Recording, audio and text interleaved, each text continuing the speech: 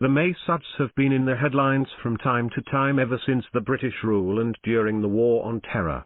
Locally known as Maysid, the Maysuds are primarily divided into three sub-tribes: Ealizai, Shamankel, and Balulzai. The tribe is also known as Dre Maysid, three Maysuds. The Maysuds are surrounded in the north and west by the Wazirs, on the south by the Wazirs and Shiranis, and on the east by the Pitanis. Most Maysuds reside in Waziristan, others are settled in Tank, Bonu, and Afghanistan's Logar Valley. While the mountains geographically isolate the Maysuds, they provide them a strategic edge against invasions, enabling them to ambush would-be attackers.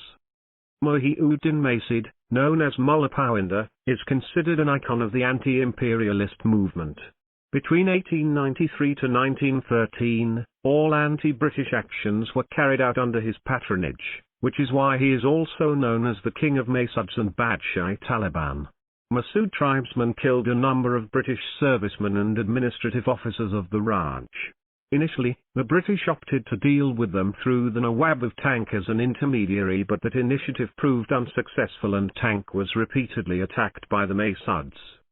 Many Maysuds also enlisted in the military during the British rule.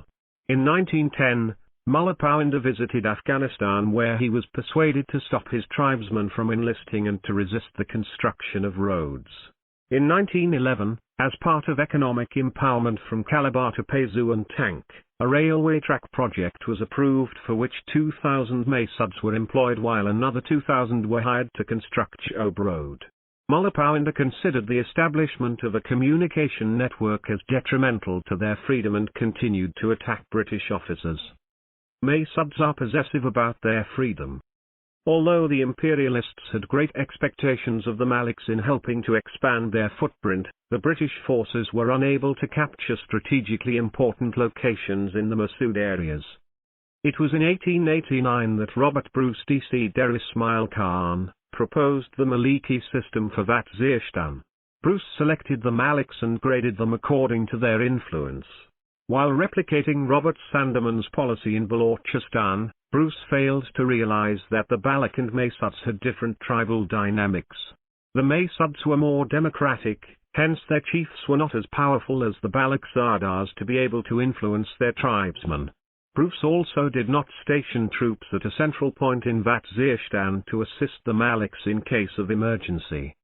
Moreover, whereas in Balochistan the British with the help of the Baloch Sardars were able to build forts, cantonments and roads and thus successfully establish their control, it was difficult to replicate the model in Waziristan owing to the Maysuds' resistance. With time, the government realized that in the Massoud areas, paying only the Maliks did not work and that instead of individuals, payment should be made to the tribe. Contrary to the assumptions of the British Indian government that the movement would fizzle out with the death of Mullah Powender, his son Faisal-Din continued where his father had left off. A long military operation, 1919-20, did not yield the desired dividends.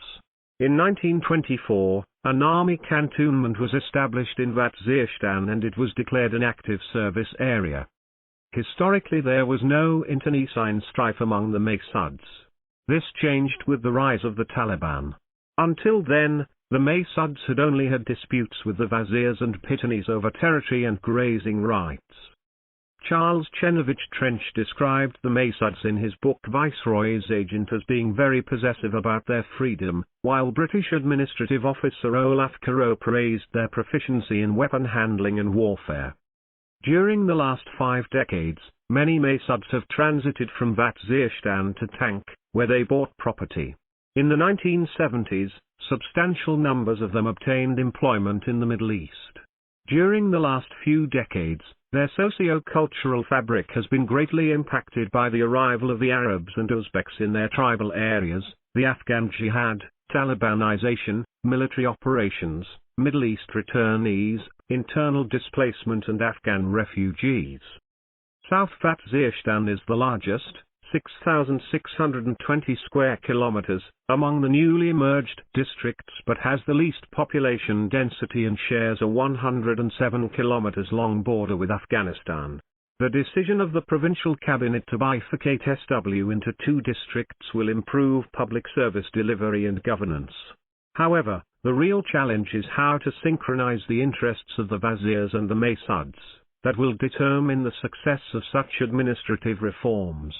The journey from persistent transitions to sustainable peace requires sincere efforts on the part of all stakeholders to play their role in the implementation of the Fatah reforms. The writer is author of Pakistan, In Between Extremism and Peace. Twitter, @alibabakal. Published in Dawn, October 7, 2022.